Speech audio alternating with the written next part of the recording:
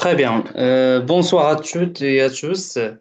Je suis très heureux de vous retrouver pour ce deuxième rendez-vous dans notre cycle Ramadan pédagogique 2026, organisé par la Ligue marocaine des professeurs de français.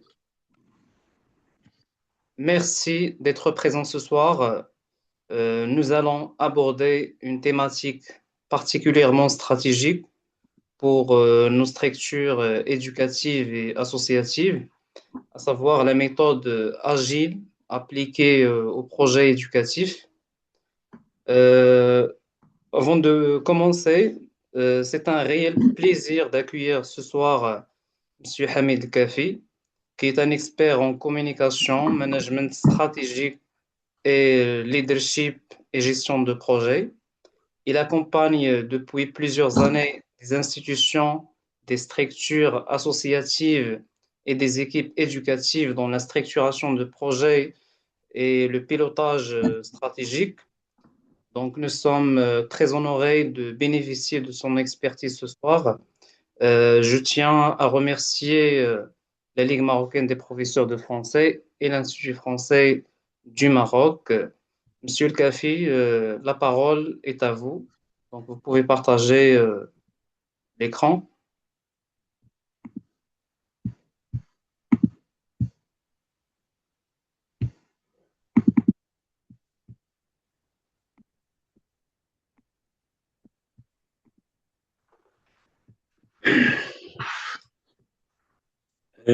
Bonsoir tout le monde. Ramadan Moubarak et Sahaf Torkoum. Monsieur Abdelhadi m'a présenté, mais je vais dire un petit mot. Je suis docteur en communication et certifié dans plusieurs certifiés PMP, Project Management, entre autres le système agile ou les pratiques agiles. Je suis certifié 9001, certifié 14001, certifié 31000. Donc, après ma carrière, une grande carrière que j'ai passée dans les forces armées royales, 40 ans, j'avais déjà entamé mes études et puis j'ai fait mes certifications.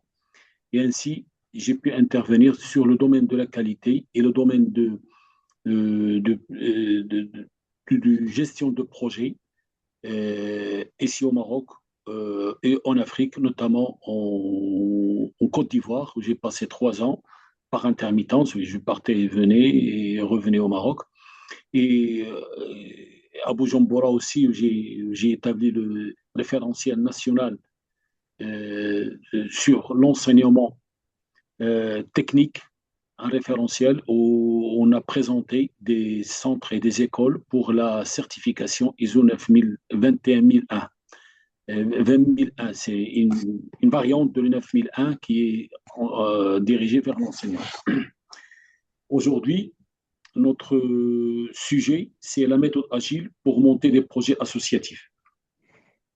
Je commencerai par une remarque qu'a fait l'un de vos camarades sur la plateforme, M. Abdelhadi, et lui a dit est-ce que ce serait le Scrum ou le Mendes agile. Et je tiens à vous dire qu'il n'y a pas beaucoup de différence, sauf que là, le Scrum, c'est pratique. On est dans la pratique, on est dans le terrain.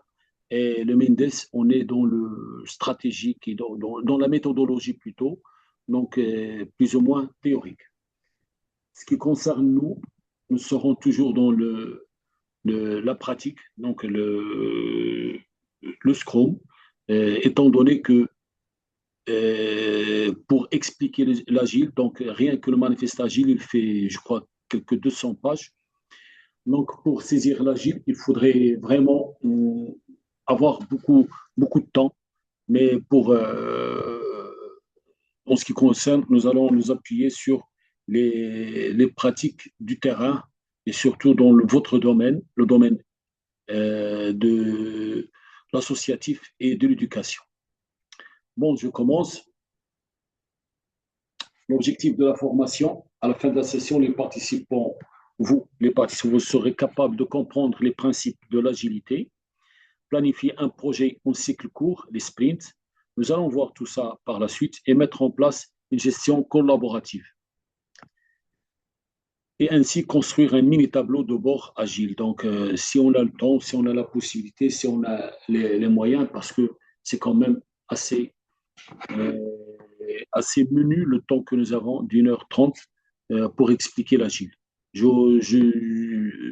Avec l'avis des responsables, je serai prêt à approfondir avec vous sur d'autres sessions, en d'autres occasions, tout ce qui concerne la qualité et l'agile et la gestion de projet. Donc, pourquoi les projets associatifs échouent? Nous avons plusieurs projets associatifs qui sont entamés avec beaucoup d'entrain, beaucoup de volonté, beaucoup de motivation, mais qui échouent. Pourquoi? Parce qu'il y a un manque de suivi, une rigidité du plan initial. Donc, nous avons un plan établi et on s'y tient. Et c'est très difficile. Nous allons voir par la suite comment.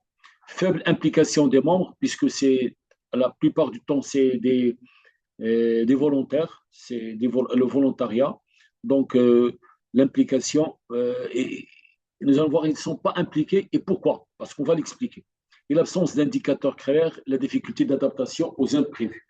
Donc, la gestion de l'imprévu. L'approche classique qui va nous expliquer l'approche agile, qui va nous faciliter la compréhension de l'agile. Et il y a un plan figé pour le classique contre un plan adaptable pour l'agile. Tout ça, on va l'expliquer. Les décisions centralisées pour l'approche classique, l'intelligence collective. C'est le mot-clé, hein, l'intelligence collective, c'est le leitmotiv du système agile. L'évaluation finale contre des ajustements continus. Les rapports lourds contre des indicateurs simples. Donc, pour tout simplement l'agile, pour que vous pouvez le saisir très rapidement, vous avez tous vos smartphones, vous avez tous vos PC, et vous avez toujours, tout le temps, comment on appelle, des mises à jour qui sont programmées. Vous avez une mise à jour, on attend que vous avez une mise à jour. Ça, c'est l'agile. Le projet, par exemple, d'un iPhone 14 ou d'un iPhone 13 ou 17, je ne sais plus à quel chiffre ils sont, c'est un projet qui dure dans le temps. Il apparaît en premier lieu, puis à chaque fois, on apporte une modification suivant le desiderata et le retour de la clientèle, soit la clientèle elle-même qui va lancer la critique, soit à travers des agences spécialisées qui vont transmettre au top management de Apple, qui vont faire des applications au Xiaomi, au Samsung, à toutes les marques. Donc, c'est ce système-là qui fait qu'il y a une évolution. Et nous allons voir à travers l'historique. Mais pour les approches classiques, l'approche la plus évidente l'analogie qui va vous donner un aperçu, c'est la construction d'un immeuble. La construction d'un immeuble, c'est les soubassements, et puis étage par étage, jusqu'à le nombre d'étages autorisés. Et là, il y a un plan bien déterminé, il y a des tâches, ils sont superposées grâce au diagramme de Gantt, il y a des appels d'offres, tout ça c'est fermé dans un seul cercle. Le projet se termine lorsque la dernière lampe électrique, par exemple, est montée, la finition et les clés sont remises au client. Et c'est terminé. Il n'y a plus de suivi. Il n'y a plus de suivi. Mais par contre, un projet agile, le client a des résultats, de temps à autre des résultats, il peut apprécier et on s'inscrit dans l'amélioration continue. Donc, le manifeste agile, qui est la Bible du système agile, il se compose de 12 principes. Ces principes, nous allons les voir par la suite, un à un, mais dans un cadre associatif et éducatif. Donc, nous n'allons pas expliquer c'est en général. Nous allons particulièrement par rapport à notre sujet et à l'objet de notre intervention. Le manifeste agile repose entre autres sur 12 principes qui constituent la quintessence de la méthodologie en question et dont les plus significatifs sont: vous avez la livraison constante de produits fonctionnels. Et c'est ça ce que j'ai dit, c'est il y a des livraisons au fur et à mesure de l'avancement du projet. On n'attend pas la fin pour donner le produit fini. À chaque fois, on donne une partie et on améliore en fonction des retours et en fonction il y a implication de toutes les parties prenantes. Les parties prenantes, ce sont tous ceux qui sont intéressés au projet. Par exemple, dans votre projet associatif, vous avez et les associations locales, vous avez les autorités locales, vous avez la partie, les ligues féminines, par exemple. Il va y avoir, les femmes sont une partie prenante, les jeunes une partie prenante, les chefs de village, les chefs sont des parties prenantes. Donc, à chaque fois, les parties prenantes sont tous ceux qui peuvent, à un moment ou à un autre, influencer notre projet, nous opposer une résistance ou arrêter les subventionnements ou n'importe quoi. Donc, ce sont ceux-là les parties prenantes. Donc, les parties prenantes sont différentes selon le contexte. Vous travaillez à la campagne, vous travaillez en ville, vous avez la gendarmerie quand vous êtes à la campagne, vous avez la police quand vous êtes en ville. Donc, tous ceux qui gravitent sur le périmètre du projet que vous entamez. Donc, ces gens-là, pour les intéresser et pour qu'il n'y ait pas ce délassement qu'on a vu qui cause l'échec de projet, il faut les impliquer. Les impliquer, donc, il faut qu'ils soient partie prenante, ça veut dire qu'ils interviennent sur le projet. Non pas dans la marche du projet, mais dans les remarques qui feront qu'on puisse améliorer. Nous allons voir le procès, c'est structuré, il y aurait il y aurait toute une organisation qui va diriger le projet, nous allons le voir, mais il s'inspire des retours des gens et il reste sur son backlog, il trace un backlog au début, il reste sur son backlog, mais il rectifie en fonction des desiderata logiques, bien sûr, logiques et faisables des parties prenantes. Nous avons des livraisons soutenues afin de satisfaire aux exigences des clients par une livraison régulière qui accentue l'engagement des parties prenantes et permet au projet d'évoluer dans le bon sens.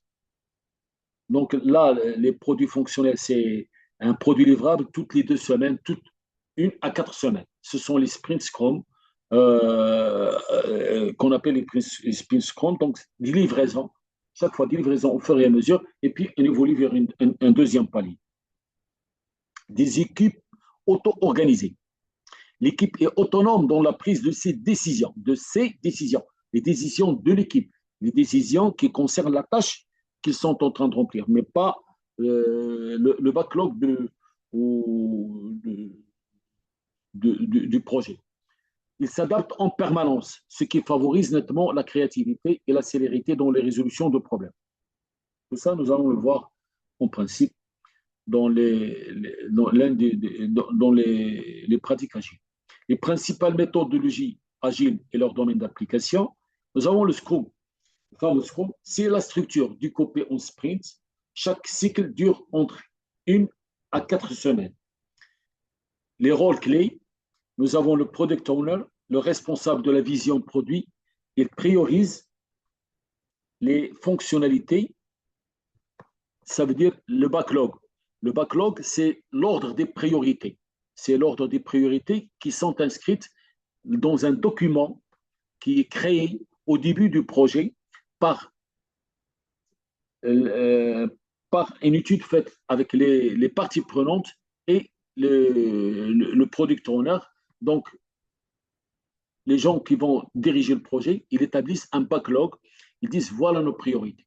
Par exemple, si on va dans un village pour assurer une formation, on dit que tout d'abord, on s'adresse aux moins de 18 ans, entre les gens qui ont entre 15 et 18 ans. Donc, c'est dans le backlog, ils sont classés en premier.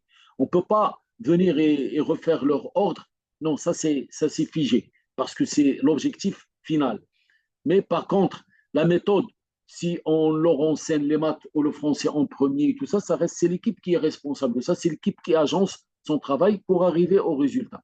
Et Et on a des parties de 1 à 4 semaines. C'est pour permettre d'avoir des retours rapidement et de rectifier s'il y a des retards. Par exemple, on a surestimé la qualité linguistique de la population. On se retrouve avec des gens qui, qui ne maîtrisent pas la langue qu'on va utiliser.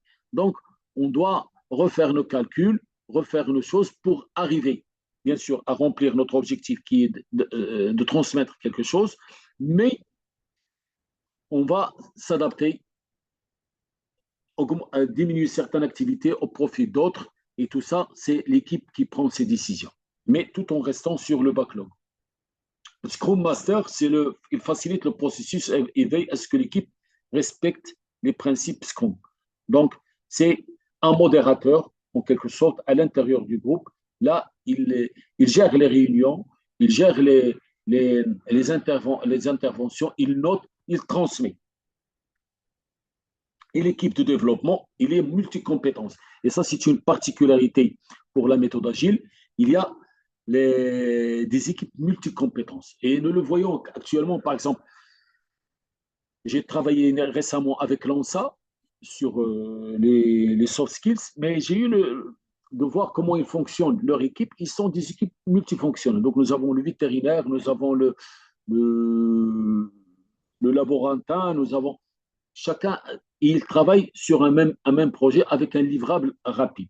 Et il emploie l'agile et ils ne savent pas. Mais c'est comme, par exemple, pour l'enseignement. L'enseignement, pour moi, quand l'agile a été créé, il a été créé pour tout ce qui est start-up et tout ce qui est électronique et tout ce qui est logiciel. Mais en fin de compte, moi, je trouve, à mon avis, que l'enseignement emploie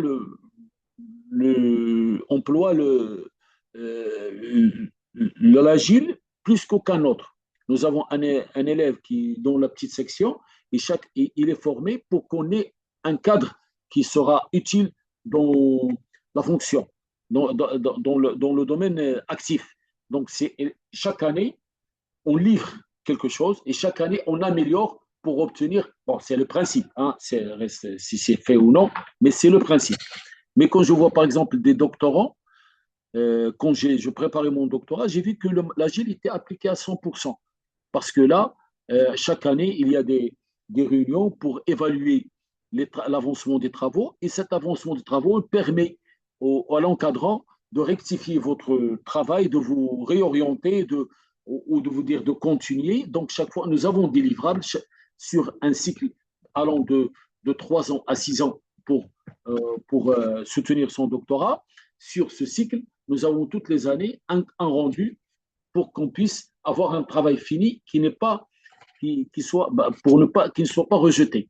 Donc là, je vois que l'enseignement emploie beaucoup ce système agile, mais il ne l'appelle pas comme ça, c'est tout. Donc l'agile, ce n'est pas une création quand il a été fait, je crois, en 2001. Il a été fait au niveau des startups. C'est qu'ils ont copié quelque chose qui existe déjà. C'est mon avis, hein, c'est personnel. Donc les cérémonies, ça veut dire les réunions. Hein. Quand on dit les cérémonies, c'est pour les réunions. Les daily stand-up, c'est des réunions courtes, 15 minutes, pour synchroniser les progrès. Et ces équipes, ils font des points de situation. Maintenant, toutes les entreprises, quelles qu'elles soient, pharma, tout ça, ils font des réunions chaque jour, des daily stand-up pour qu'ils puissent parler le même langage. Et là, ils situent. Moi, durant ma carrière, j'avais inventé un système, mais qui se rapproche de l'agile, alors que je ne savais pas que ça existait. Dans mon secrétariat, au lieu de faire des réunions, j'ai installé des tableaux de bord et chaque responsable avait un organigramme à renseigner avec un objectif et l'avancement de ses travaux. Et là, chaque jour, j'avais quelqu'un d'autre qui est le responsable global du projet. Lui, il voit les organigrammes, il calcule les écarts et il mesure les écarts, il demande des explications sur ces écarts et il engage une réunion pour proposer des mesures pour réduire l'écart, pour qu'on soit dans les normes de projet, parce que le projet, quand il dépasse, par exemple, le projet sur lequel j'étais en Côte d'Ivoire, il était prévu pour 2 ans. Moi, je suis venu au cours du projet, mais au bout de 2 ans, il y avait un intervenant tunisien, c'était le- lui, le responsable du projet. Il n'y avait pas de communication, mais il a été recalé par l'organisme employeur américain et par le client ivoirien. Quand je suis venu, j'ai recommencé à nouveau et j'ai vu que ça a été sous-estimé. Il nous a fallu 3 ans pour le terminer et j'ai pu continuer, moi, en noir avec eux sans être payé pour 3 ou 4 mois pour avoir le dernier livrable que je leur ai redonné. Et ça pour que ce soit vraiment, qu'il y ait vraiment une clôture. Donc, les projets, par exemple, il faut si ces réunions, cette communication, c'est une communication, il faut qu'il soit assuré pour ne pas tomber dans les écarts. Donc, quand vous dirigez un projet ou quand vous participez à un projet, n'hésitez pas à avoir des réunions courtes, 15 minutes, un café.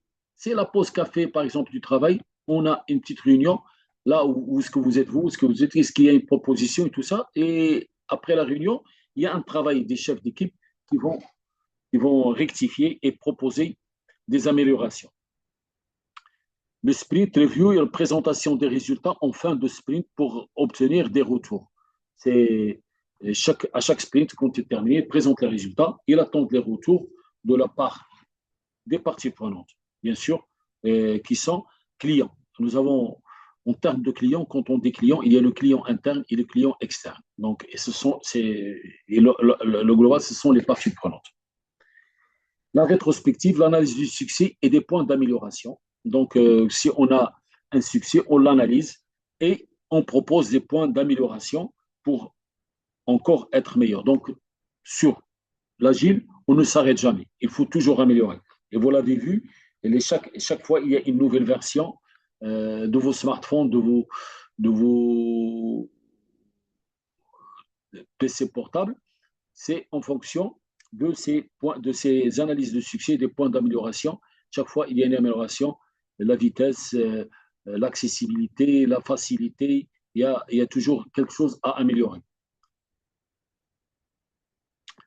Donc, nous allons voir maintenant les 12 principes adaptés en référentiel structuré d'évaluation d'un projet associatif agile. Le premier axe, c'est l'impact si je vais vite. S'il y a vous avez des questions, j'ai vu un monsieur avec le modérateur, pour que vous puissiez poser les questions, levez la main, il va vous donner la main pour vous poser les questions au fur et à mesure, pour qu'on puisse euh, gérer notre temps convenablement. Donc, l'axe premier, c'est l'impact et l'orientation des bénéficiaires.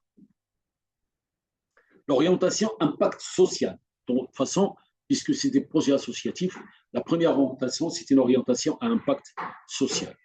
L'objectif vise une transformation mesurable. Donc, il ne faut pas qu'il y ait des mots utopiques pour annoncer des choses qui ne peuvent pas être réalisées sur le terrain, en réalité. Donc, il faut que ce soit mesurable. Mesurable, ça veut dire qu'il a un début, une fin, une portance, une influence. Nous allons, à travers les indicateurs, des indicateurs qui vont le permettre d'avoir ce sont des indicateurs clairement formulés. Donc, euh, ça veut dire qu'il ne faut pas qu'il y ait d'ambiguïté. Quand vous transmettez vos objectifs, il faut que tout le monde comprenne réellement. Et ces objectifs clairement formulés, moi, j'ai eu des difficultés au début quand je commandais des unités. Parfois, parfois je donnais des ordres, mais ils ne sont pas exécutés convenablement. Mais pourquoi? Parce que je parlais trop vite, je parlais un langage que les autres ne comprennent pas. Alors, il m'a fallu par la suite réviser parce que c'est pas possible que tout le monde ne comprenne pas. Ça veut dire que moi, je transmets mal. Alors, j'ai refait mon langage, j'ai refait ma communication de façon à formuler clairement, chacun selon sa culture, à chacun selon ses origines. Il répète et quand je perds un peu de temps, mais je gagne dans l'exécution. Et c'était mieux. Des indicateurs d'impact définis. Euh, le, des indicateurs d'impact définis. Donc, qu'est-ce qu'on veut? Quel est le résultat qui est recherché? Donc, des résultats clairs, nets et précis. Donc, des résultats qui soient définis clairement.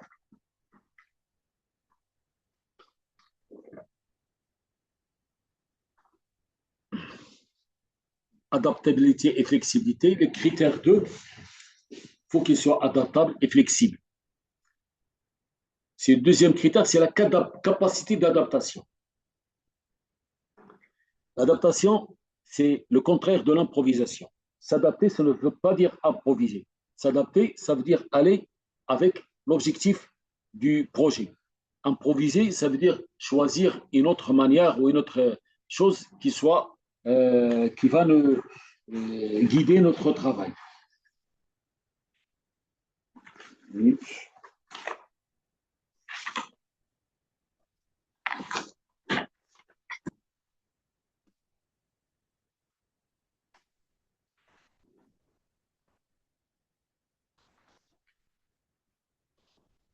Les indicateurs, nous avons la révision périodique du plan.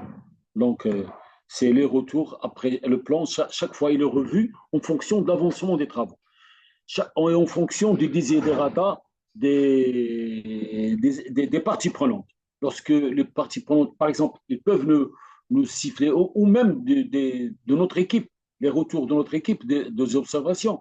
Je dis que c'est des bénévoles, mais qui peuvent avoir des idées qui vont améliorer notre plan. Et donc, on doit réviser périodiquement le plan par les retours et par les mesures des écarts. Chaque fois qu'il y a un écart, il faut le surmonter, comment superposer des tâches, comment déléguer des tâches. Mais comme vous le savez, vous êtes les mieux renseignés sur un projet caritatif, un projet associatif.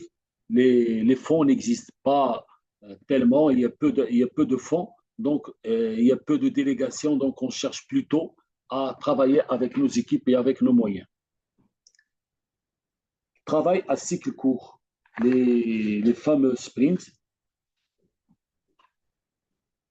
ils reposent sur 4 principes. Il faut planifier modestement, dans le sens où il ne faut pas, par exemple, comme je l'ai dit, l'antithèse du système agile, c'est l'immobilier. Quand vous dites, je vais construire un immeuble de 5 étages, ça y est, vous planifiez tout ça, vous planifiez la totalité, vous contactez les maçons, les ferrailleurs, les peintres, les menuisiers, tout ça. Vous faites une grande planification. Vous avez les équipes, vous avez réparti dans le temps, vous avez réparti par rapport à la météo, tout ça, vous avez fait vos études pour que vous puissiez livrer votre travail infini, complet et conforme au cahier de charge.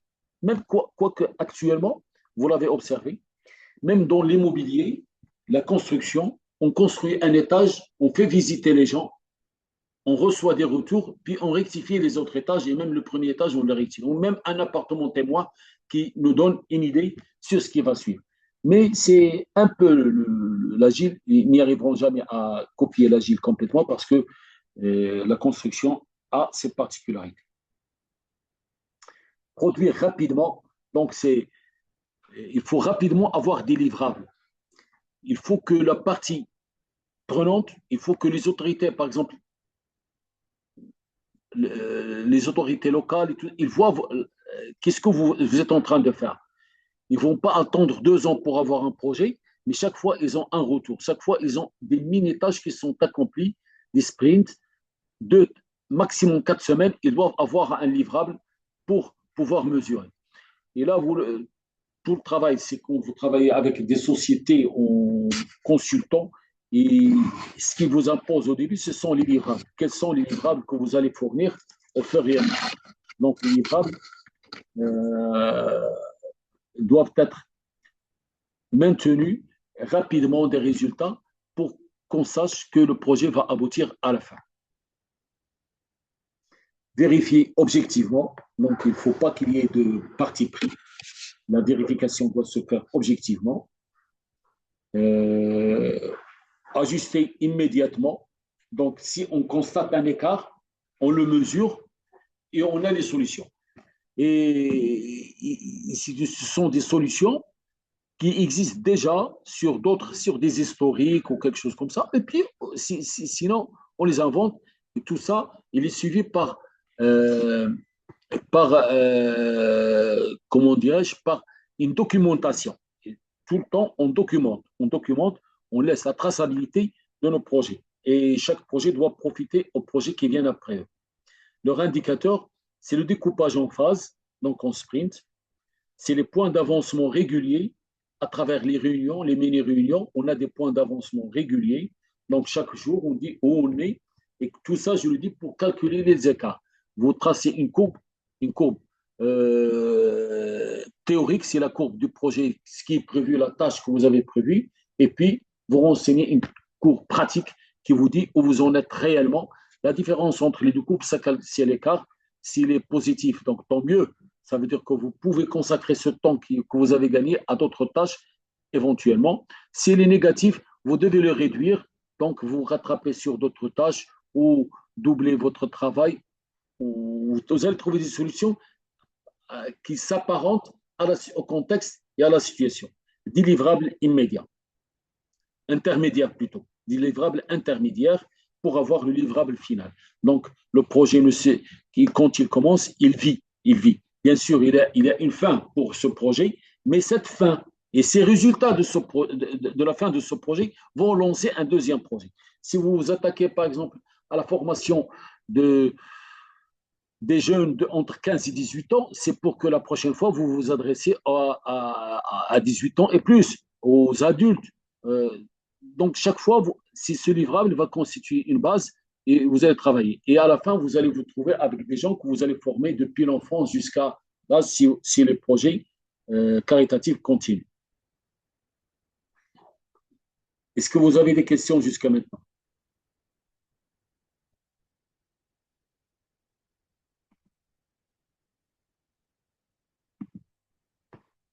On continue. La gouvernance collaborative.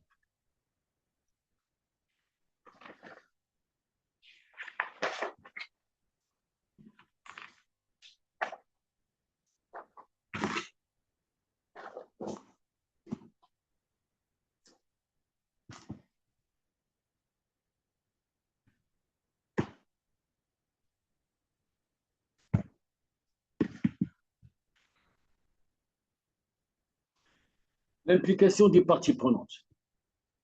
Elle est continue, structurée et mesurable.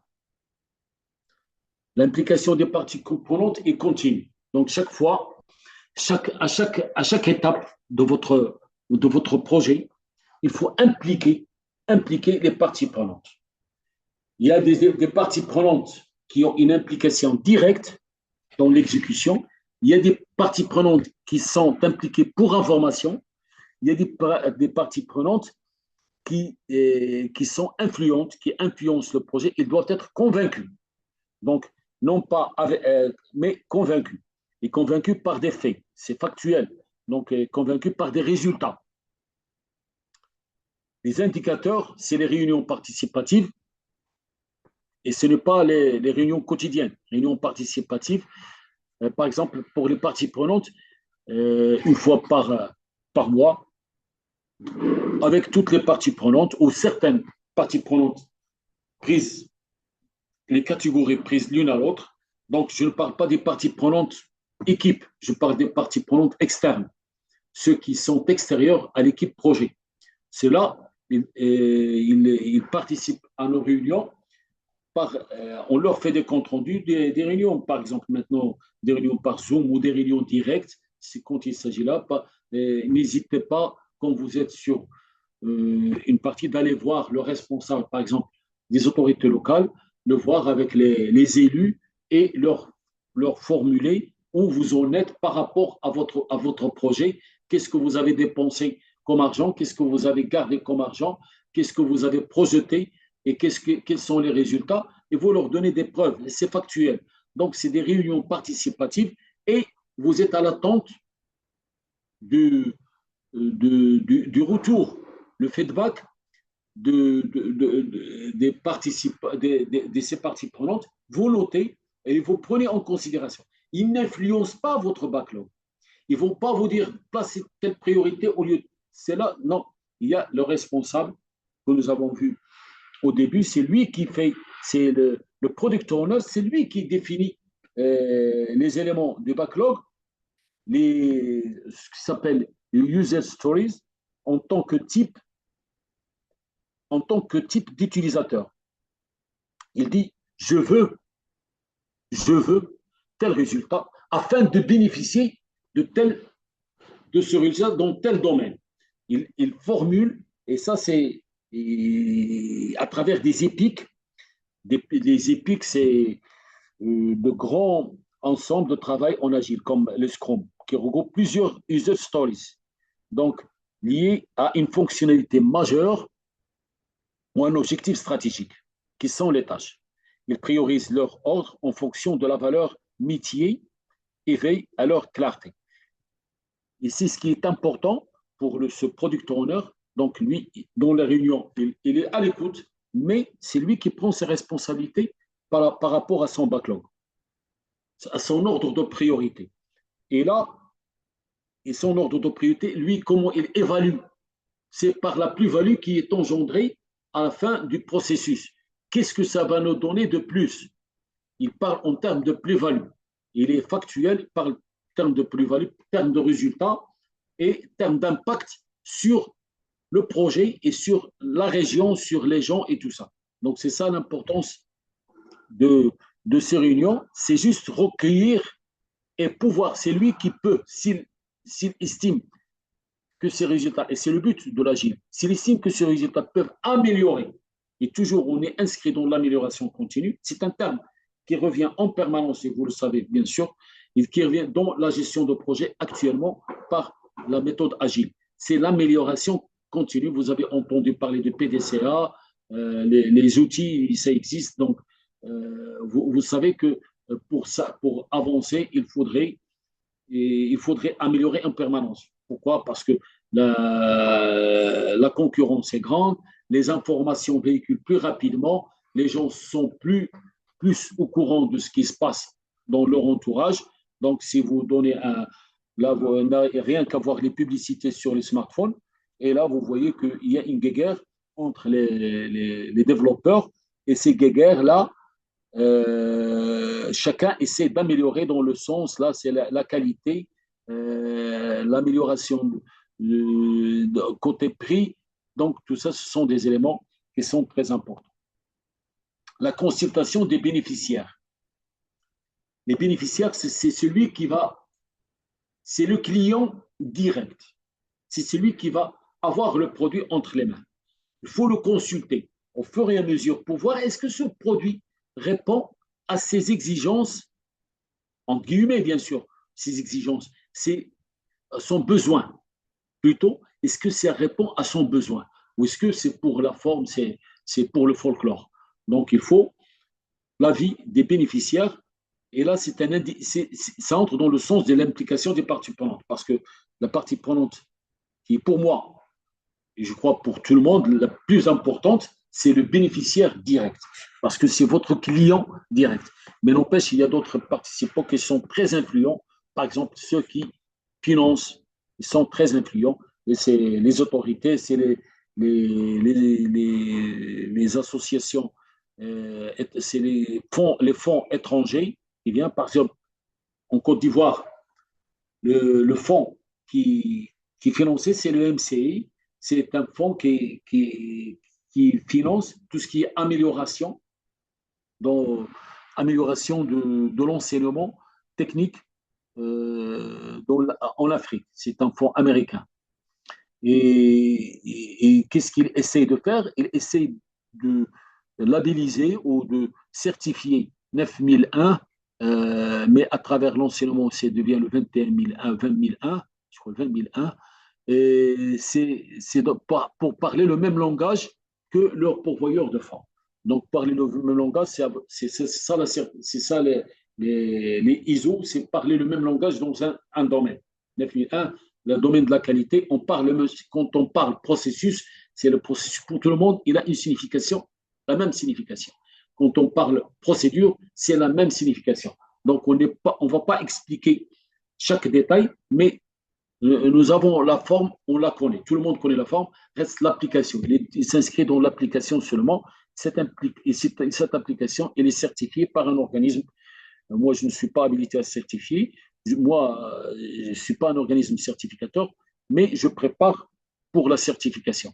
Et c'est cet organisme certificateur qui vient, moyennant 3 jours, 4 jours, pour voir est-ce que c'est le système qualité est installé et c'est certifié.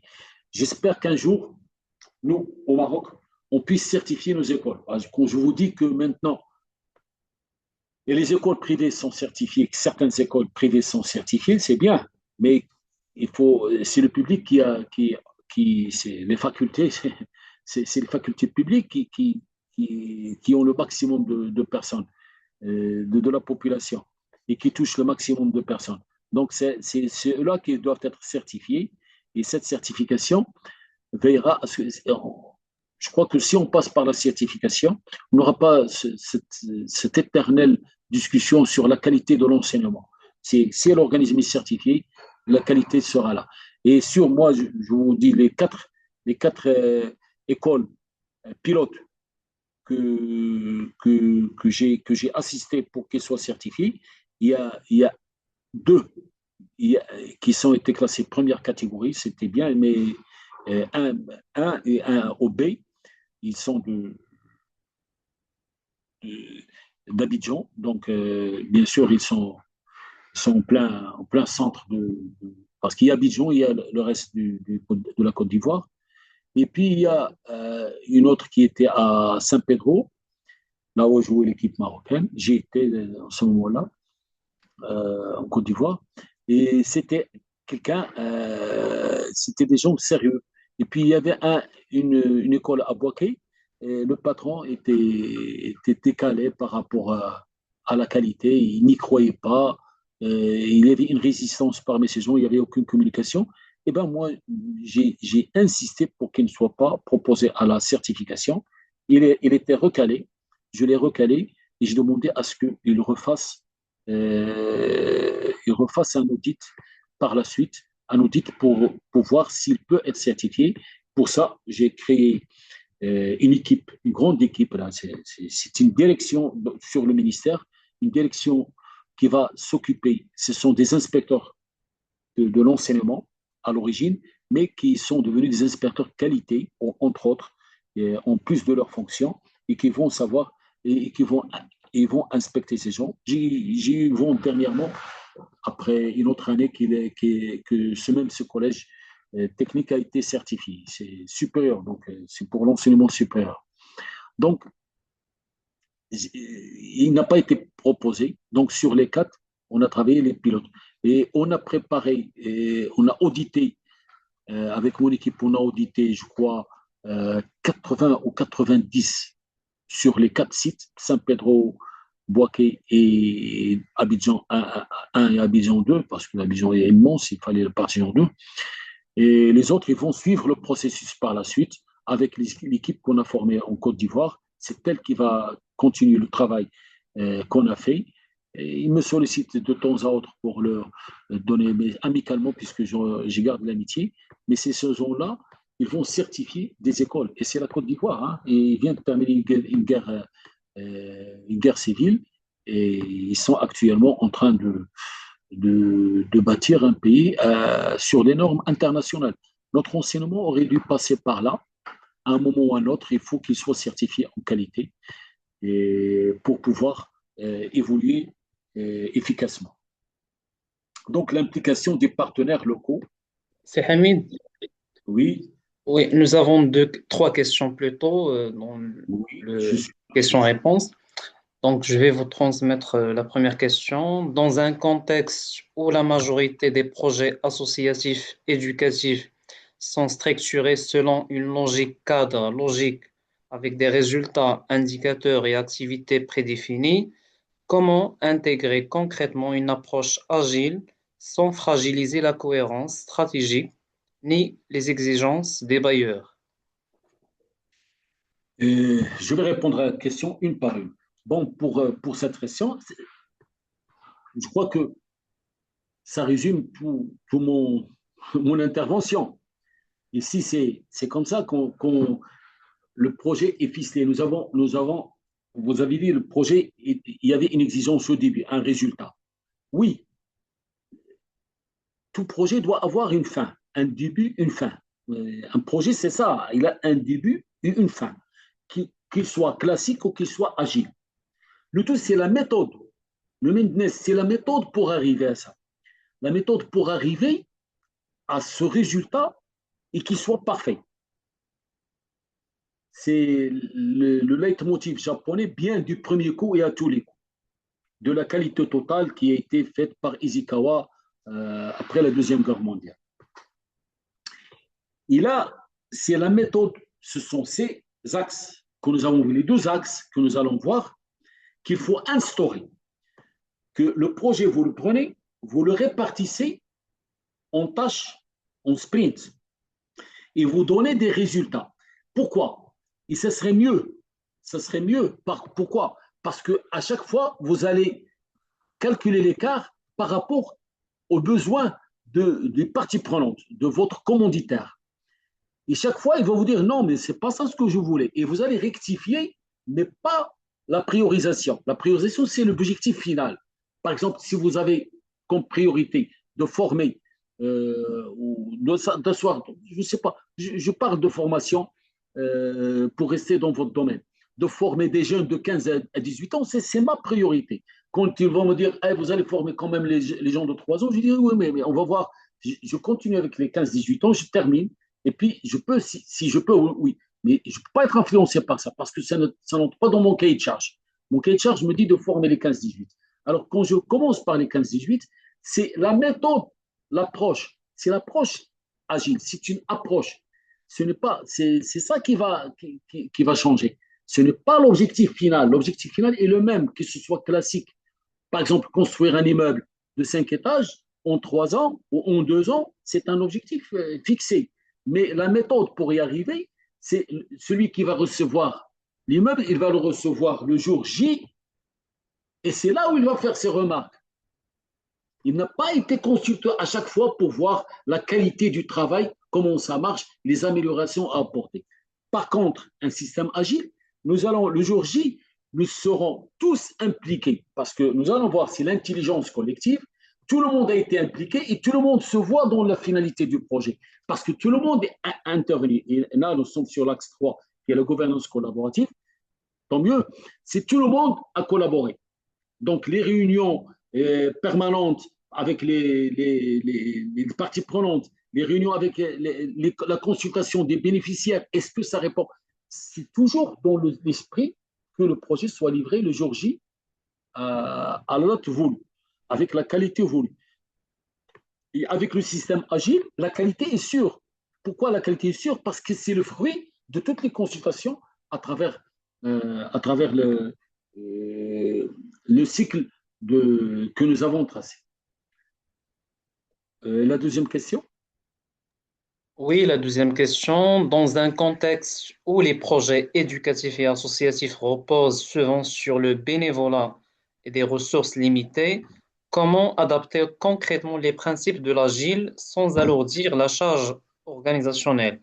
Quels indicateurs de performance vous recommandez pour assurer un pilotage efficace des cycles courts et mesurer l'impact réel des actions sur les bénéficiaires. On va voir ça, mais j'anticipe un petit peu pour satisfaire notre ami. Donc, le bénévolat, c'est justement le bénévolat qui nous pousse à adopter l'agile. Pourquoi? Parce que dans le bénévolat, dans l'agile, c'est le facteur humain qui prime, pas le facteur technique. Quand le bénévolat, par exemple, les gens qui travaillent avec vous, ce sont des bénévoles, donc qui peuvent partir à n'importe quel moment. Il faut dire, moi, je ne plus travailler avec vous, vous n'avez pas la méthode. Et je n'ai rien à dire, je ne le paye pas. Il est bénévole. Donc, qu'est-ce qui se passe? Je dois l'impliquer. Et comment l'impliquer? C'est de faire du facteur humain une priorité. Par exemple, quand vous travaillez dans l'immobilier, si vous construisez un immeuble, votre travail, c'est l'humain vous importe peu. Qu'il souffre, qu'il soit malade, tout ça, s'il y a un tâcheron qui ne vient pas, vous, le demain, vous appelez un autre.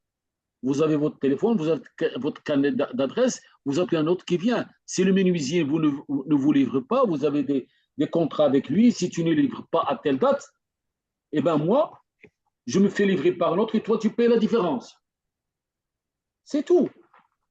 Mais quand il s'agit de l'agile, l'individu est impliqué.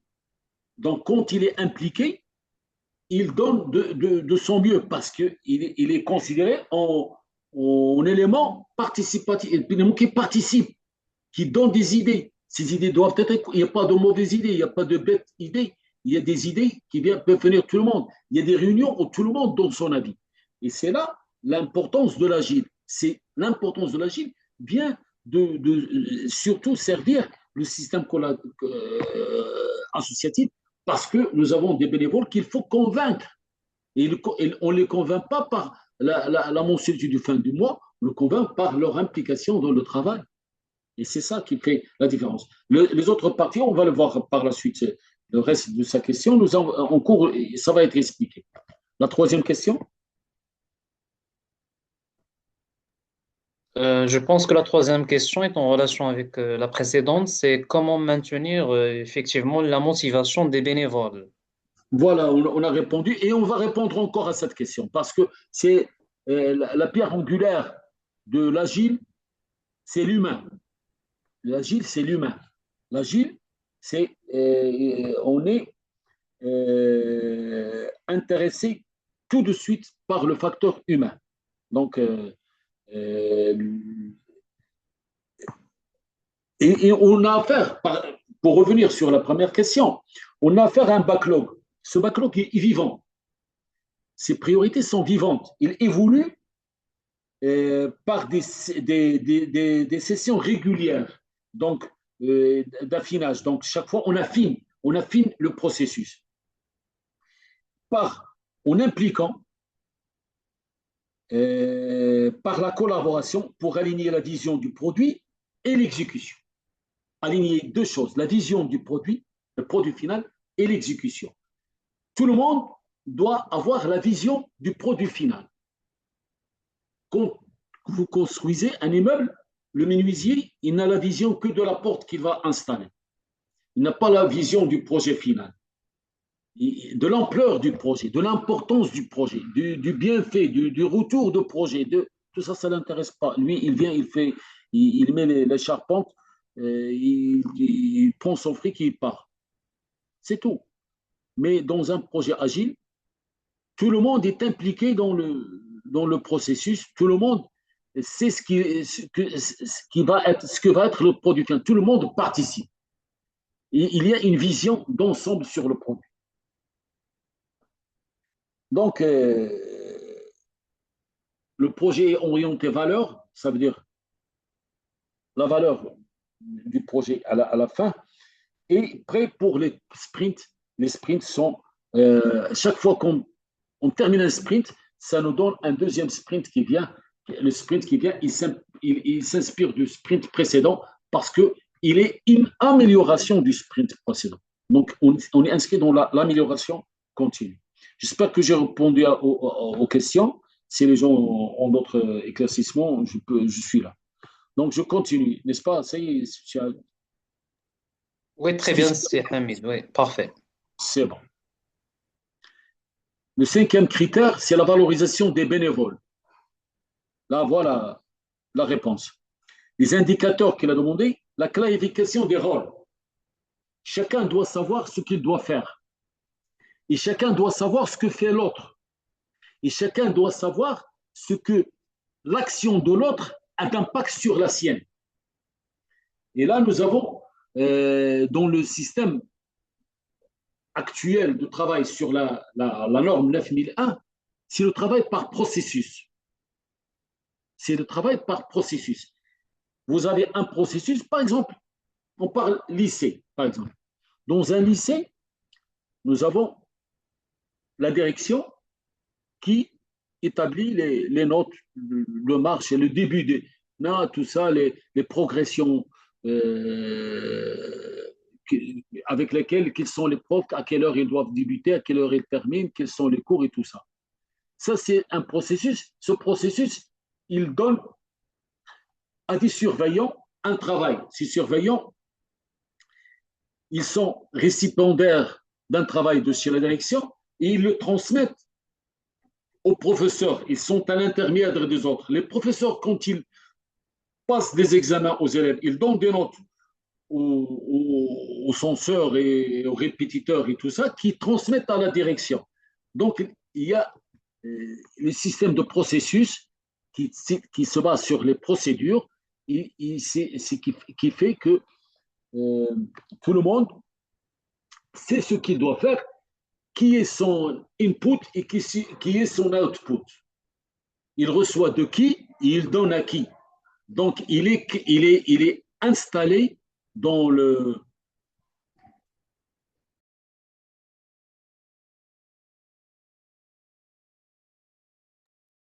Le micro, c'est Hamid, le micro.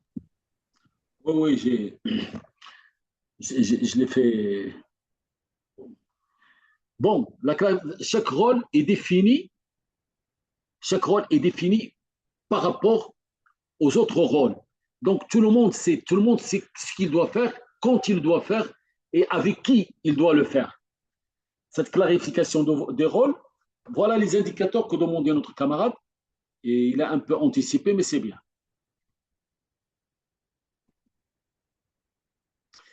Reconnaissance formelle. La reconnaissance formelle, ce n'est pas la reconnaissance par un coup de téléphone ou la reconnaissance par un moyen. La reconnaissance doit être faite directement à l'individu. Il doit savoir quelle est l'importance de son travail par rapport aux autres. Et tout le monde doit savoir, doit connaître le travail de cet individu.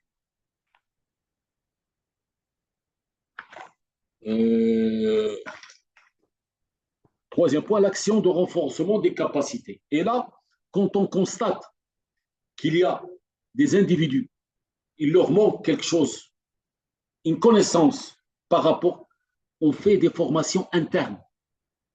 On programme des formations internes par l'intermédiaire de nos cadres et pour que l'individu qui a une défaillance puisse acquérir une capacité. Il ne faut pas l'écarter parce que c'est un bénévole. Donc, il faut le renforcement des connaissances, le renforcement des capacités doit se faire au fur et à mesure. Vous m'avez parlé l'autre fois d'ateliers que vous allez organiser à Ouarzazate pour montrer aux gens certaines, augmenter les capacités des gens, mais c'est ça entre autres. Mais à l'intérieur même du projet, on peut, on peut augmenter la capacité des gens pour qu'ils puissent mieux servir. Le critère numéro 6, communication interne transparente. Les comptes rendus partagés. Si vous avez des ordinateurs, une salle d'ordinateur, il faut que ce soit en intranet. Tout le monde doit savoir ce qu'a fait l'autre. Ça, c'est comme il sait le rôle de l'autre, il doit savoir ce qu'a fait l'autre. Il ne faut pas qu'il y ait de retention d'informations. Toutes les informations doivent être accessibles à tout le monde parce que le projet est global. Le projet final est global. les tâches sont différentes, mais le projet est unique. Donc, s'il est unique, ça veut dire que tout renseignement venant de l'un ou de l'autre va servir le projet final. Donc, cette retention d'informations est le frein à l'évolution, et c'est ça ce qu'il faut éviter.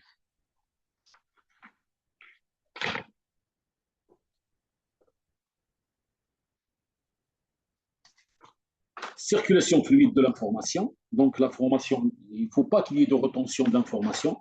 Il faut que chacun puisse savoir ce qui se passe et pouvoir agir en conséquence. Donc, il ne faut pas qu'il y ait des gens qui soient sous-informés.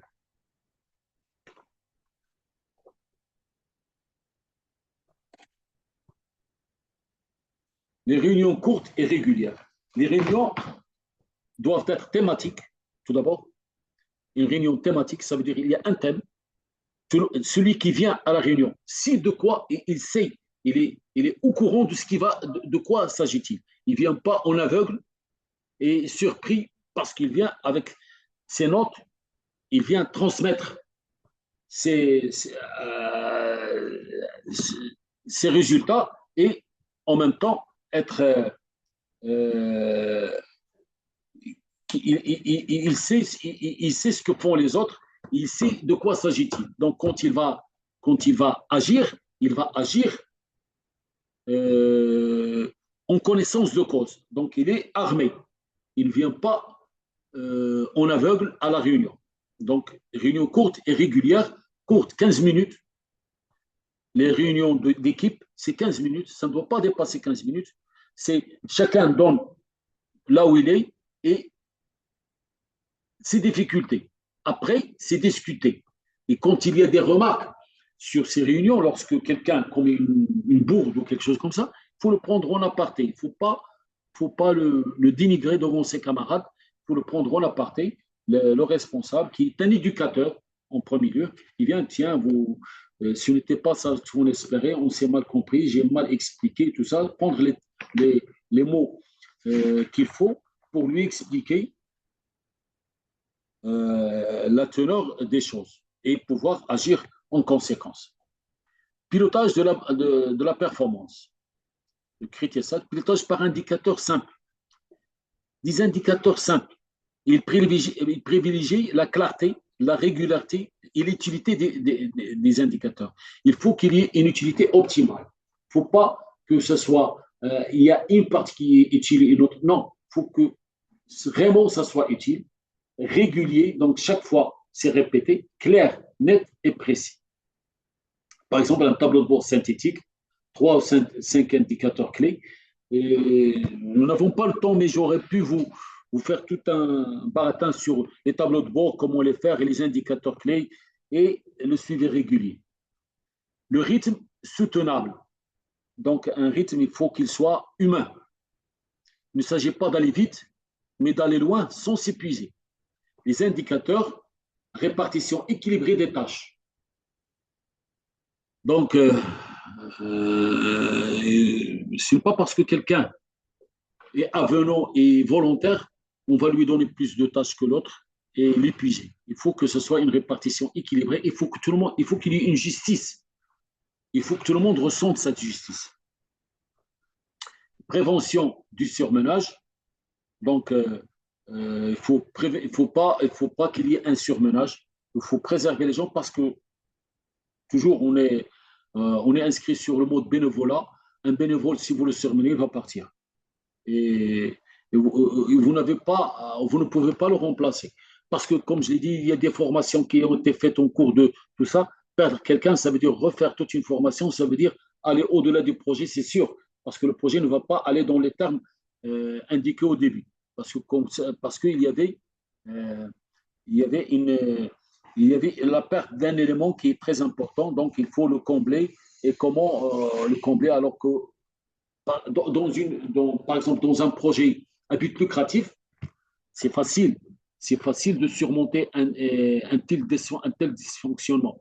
On peut cette tâche la déléguer à un organisme autre et ça va augmenter nos frais, mais nous avons des modes de calcul pour avoir la tâche finale conforme au cahier de charge.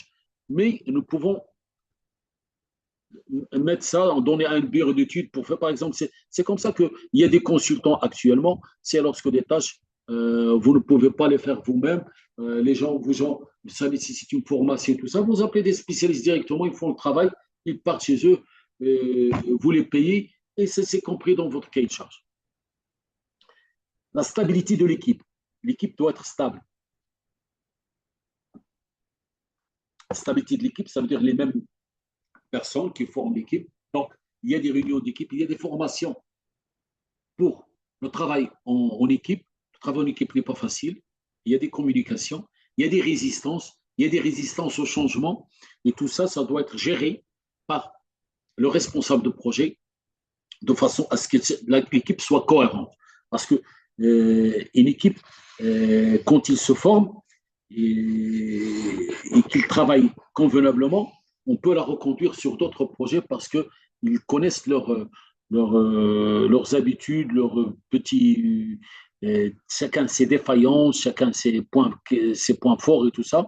Ils peuvent travailler ensemble. Donc, stabilité de l'équipe est très importante. La qualité organisationnelle, il y a la structure, elle est légère, mais rigoureuse. Donc, le résultat, le backlog final, nous avons l'objectif final, il est tracé. Donc, on est rigoureux sur le projet final, mais la structure est légère. Les indicateurs, suivi budgétaire rigoureux, puisque c'est un travail associatif. Le budget, vous savez, quand vous avez un budget, il faut le dépenser au millième près, parce que vous avez beaucoup de gens qui vont vous contrôler. Il y a beaucoup de contrôle des parties prenantes. Dans le travail associatif, c'est plus rigoureux qu'on travaille dans une société privée. Donc, ça, c'est connu. Documentation structurée, documentation sur chaque sprint, par exemple, avoir juste un papier. Il ne faut pas avoir une documentation très chargée, il faut avoir une documentation structurée. Ça veut dire le nécessaire, qu'il soit clair, net, précise et qu'il soit utilisable. Une documentation qui est chargée ne va pas être utilisée, ça c'est sûr. Mais une documentation allant à l'essentiel doit être réalisée à la fin de chaque sprint et mise à la disposition de tout le monde. Et ça constitue le suivi de la vie de projet et le suivi des projets à venir. Des processus clairs, des processus, ça veut dire qui doit faire quoi, il reçoit de qui et il transmet à qui sont ses inputs et qui sont ses outputs, et qu'est-ce qu'il doit faire, sa tâche est répartie. Il est décortiqué à la petite unité. Il a 4-5 travaux à faire dans le processus. Il y a 4-5 choses à faire. Ces choses sont très claires. Un surveillant général doit prendre le cahier de classe, aller et le déposer. C'est décortiqué comme des scènes de cinéma. Donc, comme on décortique une scène, il fait 5 pas, on fait un premier pas, deuxième pas, troisième pas, quatrième pas pour faire un scénario. Donc, on décortique vraiment la scène et c'est la même chose ici. Les processus doivent être clairs. Donc, chacun, surtout, quels sont ses inputs, quels sont ses outputs. Il ne faut pas se demander qui va me donner son renseignement et à qui je vais le transmettre. Tout ça, ça doit être, c'est la norme. C'est pour ça la norme 9001, lorsqu'il détermine les processus, il vous dit qui fait quoi et avec quoi, quand et comment. Et ça s'arrête là. Tout le monde le fait. Dans le monde entier, tous ceux qui sont certifiés 9001 font ce processus de cette manière. Les 4-5 processus, grands processus, familles de processus qui existent, de management, tout ça, d'exécution et tout ça, les familles qui existent, ils savent, voilà, vous allez partout au monde, vous trouvez ce processus, il se compose d'un nombre précis de choses. Donc, c'est pour asseoir la clarté. La gestion de risque et l'amélioration continue. Simplicité organisationnelle. Les indicateurs. Des procédures allégées. Pourquoi procédure? Donc, on a parlé de processus, de procédures, c'est à l'intérieur des allégés. Pourquoi? C'est pour ne pas encombrer les gens intellectuellement et physiquement. C'est ce que demande actuellement le Maroc. Il cherche à ce que les procédures soient allégées au niveau de l'administration. Tout le monde le ressent, tout le monde le demande, mais personne ne le fait.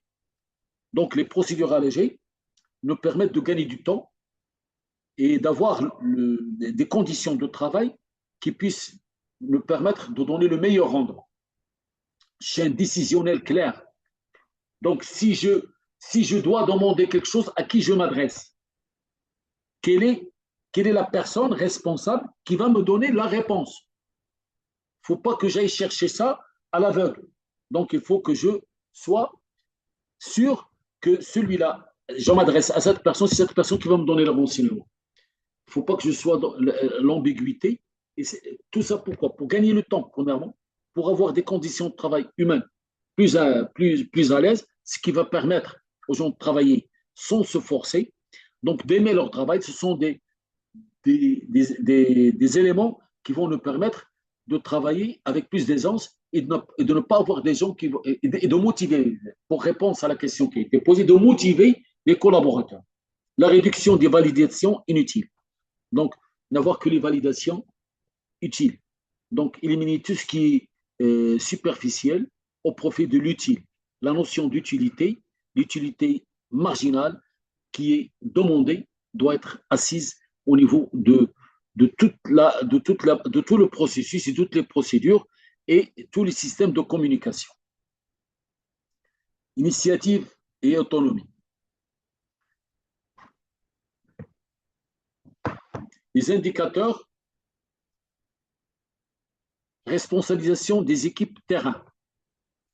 Les équipes qui sont sur le terrain, par exemple, si ce projet il émane d'un centre qui est ailleurs, et les équipes sur le terrain, il ne faut pas qu'ils attendent chaque fois qu'ils ont une décision à prendre, il ne faut pas qu'ils cherchent une validation à la dernière minute, qui c'est qui va me dire ce que je dois faire ou ce que je ne dois pas faire. Non, il faut qu'ils soient en mesure de prendre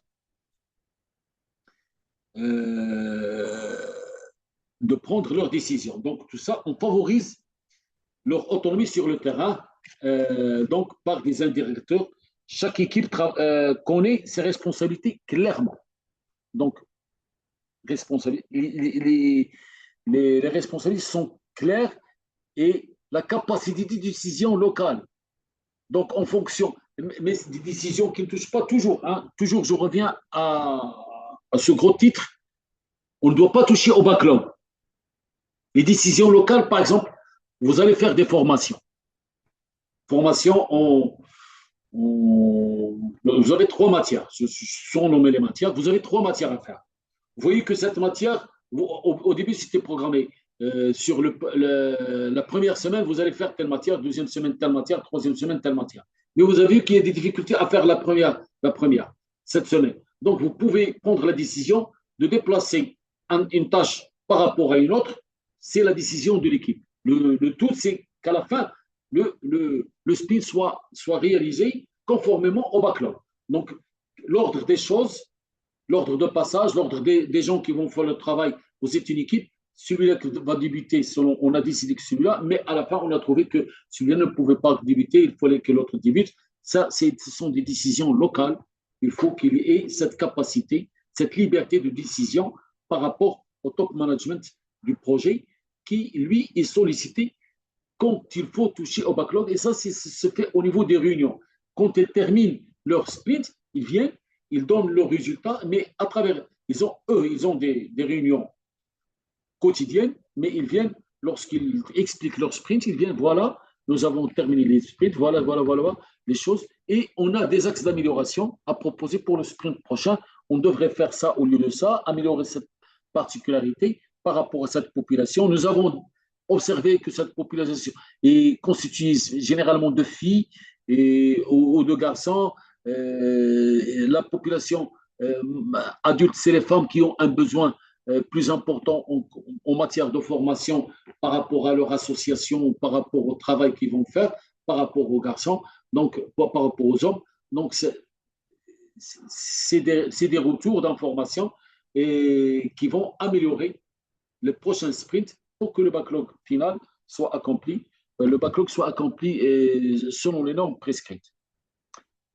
Innovation interne, donc il faut être sensible à l'innovation interne, encourager les propositions nouvelles, donc s'il y a des propositions nouvelles, les améliorations continues des méthodes, les activités, les supports de projet, des gens peuvent, à travers l'exercice de leurs tâches, apporter des innovations et qui pourront améliorer, gagner du temps, gagner de l'espace, moins d'efforts pour réaliser une tâche. Donc tout ça, il faut être réceptif à ces informations parce qu'ils vont dans le sens de l'amélioration du projet. Le dernier critère, le 12, la culture du retour d'expérience. Les indicateurs que nous avons, c'est les réunions de bilan périodiques, donc qui doivent être obligatoires. Donc là, on va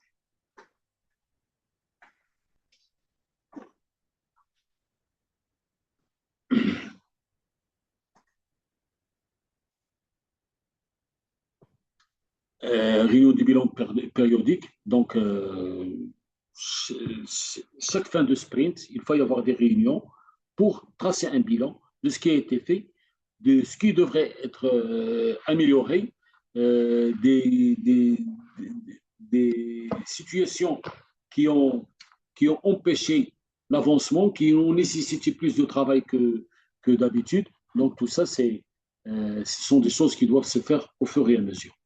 La capitalisation écrite, donc sans trace écrite, l'apprentissage se dissipe. Hein. Tout ce qu'on a appris sans trace écrite, c'est impossible. Donc il faut qu'il y ait une trace écrite. Et, quand vous faites un travail, il faut qu'il soit suivi par un écrit. C'est les indicateurs, par exemple, de capitalisation, c'est des comptes rendus synthétiques des bilans, c'est des fiches leçons apprises, par exemple, c'est des archives structurées des documents, l'archivage, archiver les documents, structurer. Donc tout ça, actuellement, avec tout ce qui est digital et tout ça, on peut facilement constituer des dossiers à l'infini et accessibilité des informations aux nouveaux membres. Donc chaque membre qui arrive, il doit avoir accès autorisé, facile, aisé à l'information, aux expériences. Parce que les retours d'expérience, c'est l'agile. L'agile, c'est le retour d'expérience. L'agile profite de tous les retours d'expérience. L'agile profite de toutes les critiques. L'agile profite de tous les desiderata nouveaux, des besoins des clients. Il est à la recherche de l'information pour pouvoir s'améliorer. Parce que sans information, sans retour, l'amélioration continue ne peut pas se faire.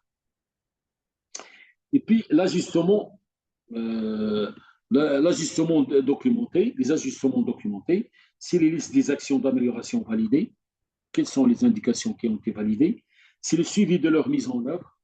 Donc, quand on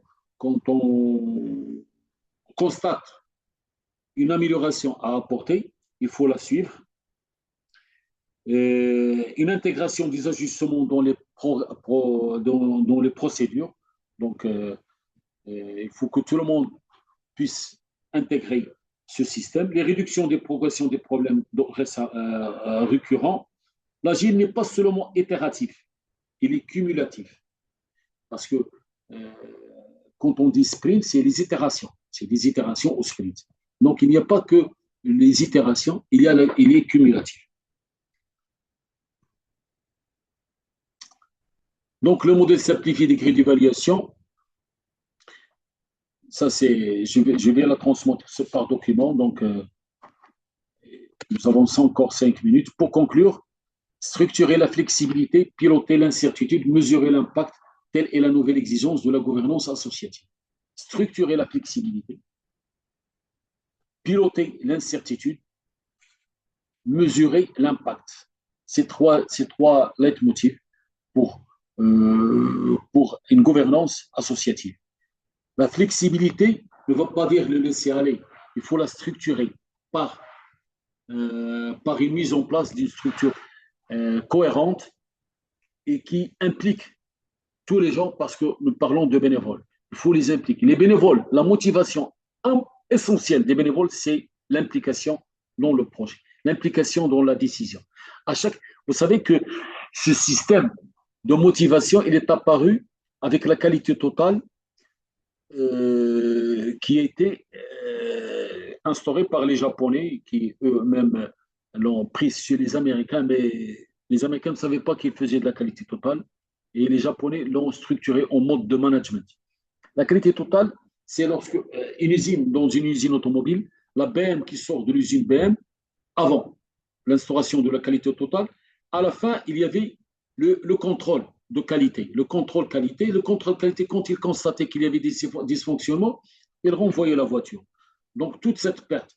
Donc, avec la qualité totale, c'est bien du premier coup à tous les coups. C'est qu'à chaque étape de la construction de la voiture, les équipes qui travaillent sont consultées pour donner leur retour.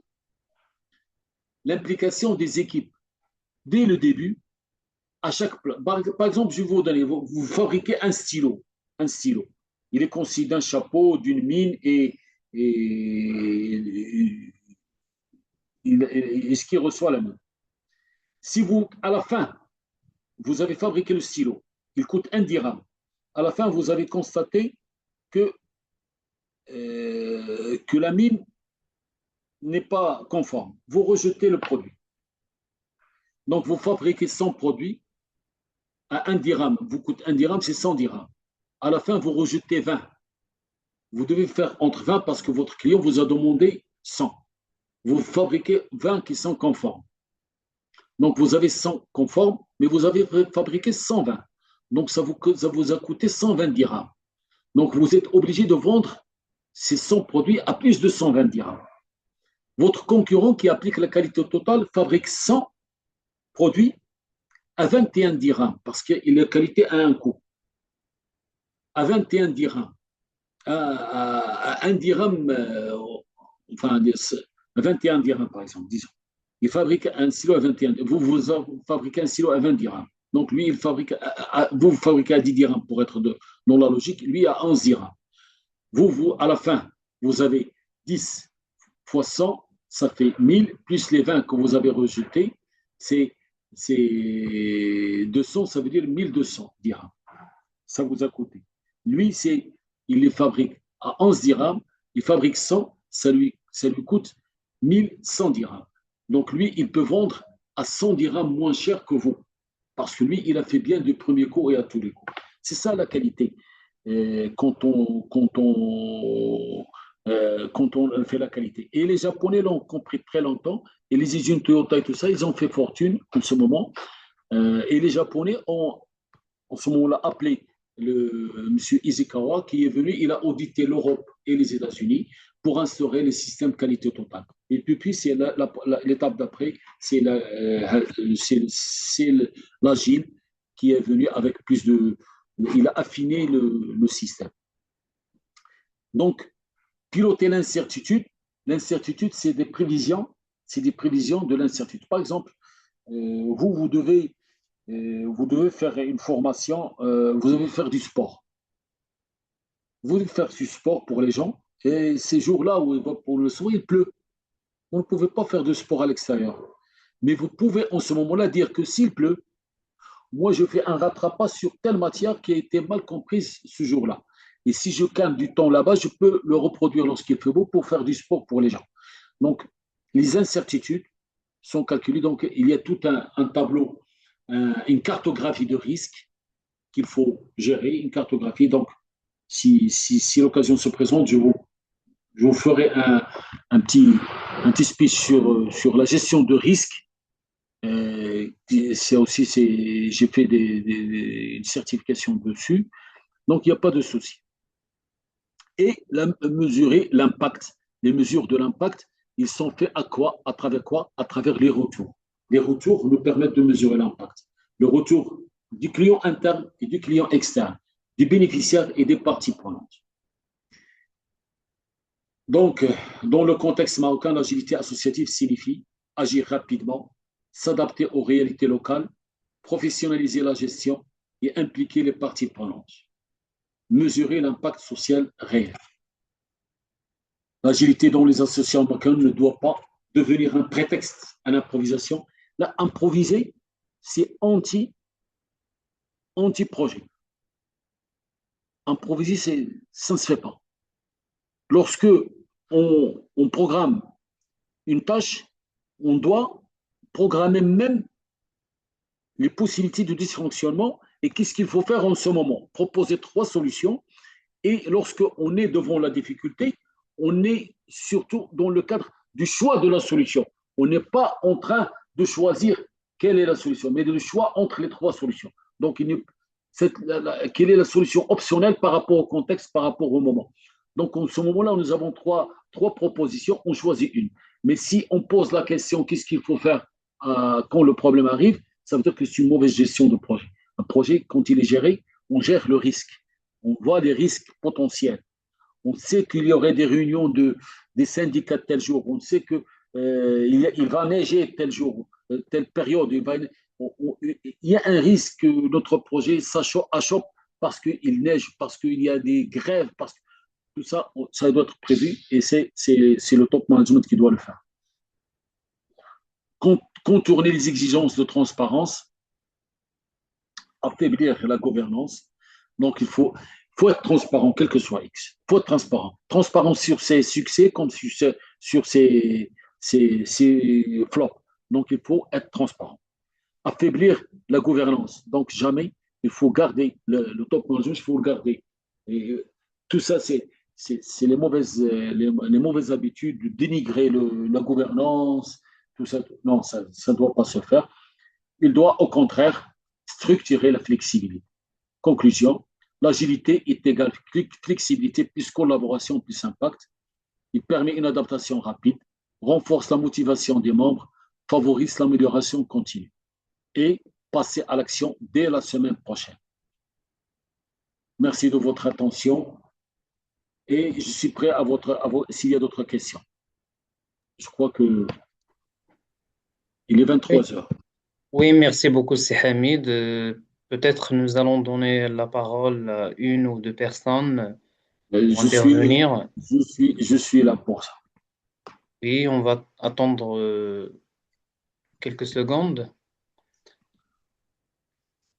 Donc, en attendant, je rappelle aux participants que le prochain webinaire aura lieu lundi prochain. Ça sera le projet pédagogique, du projet pédagogique à la science didactique avec Monsieur Hassan Belgra, professeur de l'enseignement supérieur et formateur au centre de formation des inspecteurs de l'enseignement. Et nous aurons également le dernier webinaire, lundi 16 mars, avec une Libanaise, une formatrice libanaise, Randa Naboulsi. Donc, toujours en attente des interventions, je profite de l'occasion pour vous communiquer notre prochain rendez-vous à Ouarzazate, donc un colloque international sur les villes créatives. L'année dernière, c'était les villes apprenantes à Essaouira. Donc, cette année, ça sera à Ouarzazate, 3 jours d'échange, de collaboration, de formation, d'ateliers, de visites, du cinéma. Donc, toute la ville va bouger, hein. C'est toujours dans le sens de l'intervention de Hamid. Je tiens à rappeler une chose, j'en ai parlé, et j'ai vu dans le chat qu'il y a des demandes, des questions sur la documentation. Bien sûr qu'il y aura une documentation. Je vais vous transmettre une documentation, mais je vais l'adapter j'attendais justement la fin de l'exposé pour l'adapter à vos desiderata et vous donner un travail. Là aussi, j'applique l'agile. Mon travail final est la fonction de ce que j'ai dit, de ce que j'ai raconté, du temps que m'a été imparti. Donc, vous aurez un document, bien sûr, et vous le trouvez à travers Saad Ladi. Il va vous le communiquer. Il va le communiquer à toute l'association, même ceux qui n'étaient pas là. Il va le communiquer. C'est mon souhait et je suis sûr que l'association est d'accord avec moi. C'est pas Saad Ladi. Oui, effectivement, c'est Hamid. Donc, Vous une le fois communiquez sur reçu, la nous allons le plateforme, il partager. sera à la portée de tout le monde. Oui, ça sera partagé sur notre page Facebook et notre site web. Donc, n'hésitez pas à visiter le site web de la Ligue marocaine des professeurs de français, www.limpf.ma, pour rester connecté et recevoir toutes nos actualités. Merci. Donc, je rappelle également que juste après la clôture du webinaire, vous allez directement recevoir votre attestation de participation à ce webinaire. Bien sûr, il faut vérifier la boîte mail utilisée pour la création du compte IFProf. Et il fallait bien sûr suivre la procédure, c'est-à-dire accéder au webinaire via la plateforme IFProf et non pas d'un lien externe. Donc, je pense que pour l'instant, il y a quelqu'un qui a demandé le lien, le lien Facebook. C'est la Ligue marocaine des professeurs de français et le site web, c'est www.limpf.ma. Merci beaucoup, c'est Hamid, pour cette intervention Merci à très toi, riche. cher ami. Vous avez été d'une grande aide. Sans vous, ça serait pas bien passé. Merci beaucoup. Vous avez été d'une grande aide là. Merci, je vous remercie. Et à la Avec prochaine, plaisir. Inch'Allah, si ça présente l'occasion, à la prochaine, Inch'Allah. Et puis, vous avez mon mail et tout ça sur la plateforme. Celui qui a besoin de plus d'éclaircissements, il n'a qu'à me contacter, il n'y a aucun souci. Nous sommes là Merci beaucoup. pour que l'information circule. Merci et bonne Merci soirée. beaucoup. Bonne soirée. Merci beaucoup. Bonne soirée à tout le monde. Il y a peut-être une intervention, c'est Hamid. Oui, Donc, je vais oui, donner la parole à Madame Massira Al-Muhaddes. C'est, par la même occasion, c'est la secrétaire générale de la Ligue marocaine des professeurs de français. enchanté. Alors, je rétablis le son. Je ne sais pas si vous m'entendez. Bonsoir. Oui, je Oui, vous entends très oui, bien. Je parfait. vous entends très bien. Parfait. Je voulais vous remercier, Monsieur Hamid Kafi, Merci à vous, madame. Merci pour de la m'avoir le coup. qualité de ce webinaire. Donc, votre présentation, elle était claire. Elle a permis d'éclairer les points essentiels du bénévolat, du travail associatif, hein. Nous nous retrouvons ici en tant que membre de la Ligue marocaine des professeurs de français sur notre travail, comment on le gère. Ça demande beaucoup de temps, beaucoup de présence et d'implication. Donc, au nom de tous les membres de la Ligue, je vous remercie pour ce moment de partage Merci à vous, madame, de et m'avoir donné l'opportunité de partager. Merci à vous.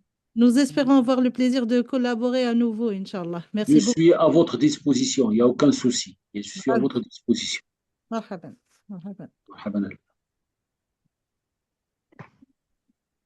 Merci beaucoup, Madame Massira. Donc, s'il n'y a pas d'autres interventions, donc je vous dis bonne soirée. Merci. Bonne soirée, c'est Hamid. ما الله سيدي الله يبارك فيك. Au بسلامة. revoir. Au revoir. يلا يلا كنديروا une intervention في سميتو في هذا